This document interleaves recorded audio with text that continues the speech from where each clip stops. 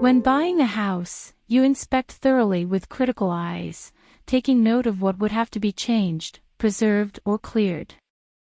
Sometimes, you fall in love with a house even though it would require a lot of work.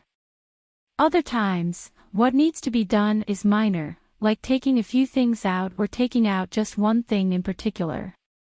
In 1999, a homeowner put his house up for sale and got someone who was willing to buy. The only condition to making that offer, an old barrel in a crawlspace wasn't needed, therefore should be taken out. The homeowner agreed, and a contract was signed. On September 2, 1999, keeping to his word, the homeowner, Ronald Cohen, set out to disposing the barrel. He tried carrying it, but it was too heavy and wouldn't budge. Curious to see what it contained, he pried the lid off and made a shocking discovery. He immediately dialed 911 when he saw a hand poking out a pile of plastic pallets and the authorities came. Inside the 55-gallon barrel was a mummified body of an unidentified female. Alongside the body were a few things. 2 rings, of which one was inscribed MHR, a locket inscribed to Patrice. Love, Uncle Phil, a plastic artificial plant stem, green dye, and an address book. Ronald Cohen was questioned about the barrel. He explained that it had been in the home since he moved in. Investigators then looked into the past of the house. They found out the house was constructed in 1957 and there had been 4 owners before Cohen. The second owner could recall discovering the barrel when he had an addition to the house built, but he had set it aside and soon forgot about it. An autopsy revealed the body was that of a petite woman with black hair who was pregnant with a baby boy that was almost full term. She was of Hispanic descent and was between the ages of 20 and 30. The cause of death was determined to be a blunt force trauma to the head. Medical examiners also discovered unique dental procedure which led them to believe she was from a South American country. Detectives focused on tracing the origin of the barrel. They traced it to Melrose Plastics, a company in Manhattan that specialized in artificial flowers in the 1960s. This explained the presence of the plastic stem in the barrel.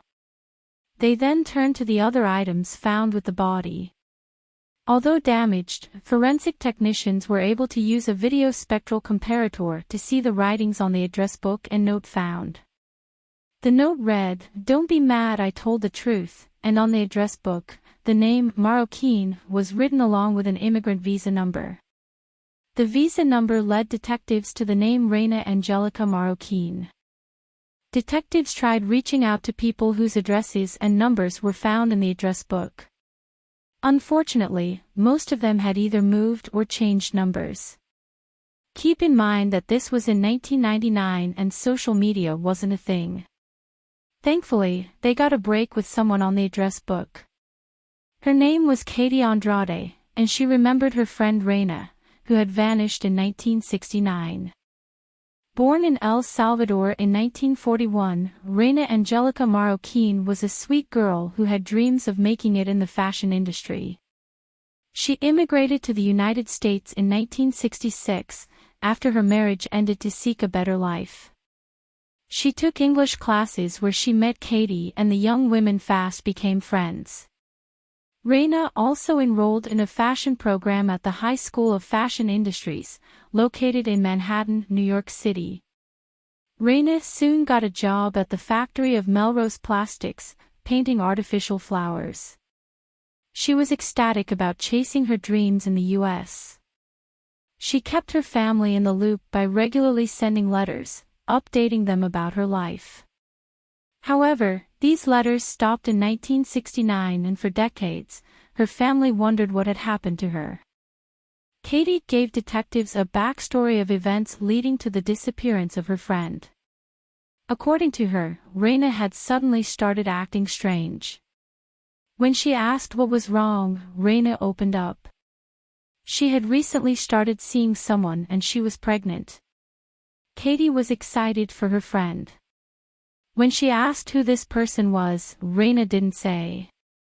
All she told her was he was married with kids. Katie was shocked when she heard this, but Reina told her not to worry, as her boyfriend had promised to divorce his wife and marry her. Katie, after hearing this, let it go. Months rolled by and Reina's pregnancy advanced. After waiting for her boyfriend to do as he had promised, to no avail, she took matters into her hands.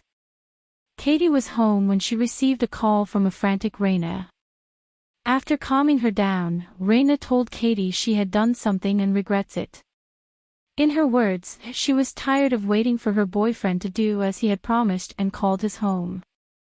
His wife had picked the call and Reina had told her about the affair and that she was pregnant. Her boyfriend had called back in rage, promising to kill her. Katie asked her where she was and Reina replied she was home. This was the apartment her boyfriend had gotten for her. Katie told her she would be there soon and to remain calm. When she got to Reina's apartment, it was empty. After waiting a while for her return, Katie went to the police.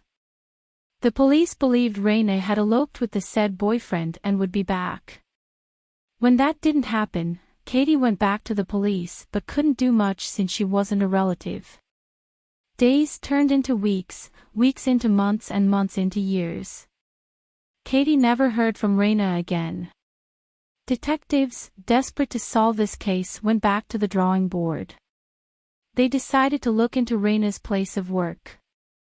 They contacted a few people who had worked there at the time and got a break. There had been rumors about Reina and the boss. People had even believed Reina's unborn child belonged to him. The detectives got a name. Howard Elkins. He was the owner of the company and coincidentally, had been the first owner of the house where Reina's remains was found. Howard B. Elkins had bought the home in 1957 and sold it in 1972 before moving to Florida with his wife and children. Detectives contacted Howard. Although agreeing to having an affair, Howard denied knowing Reina, claiming he couldn't remember who he had the affair with. Police requested to get his DNA and this was when he stopped cooperating with them.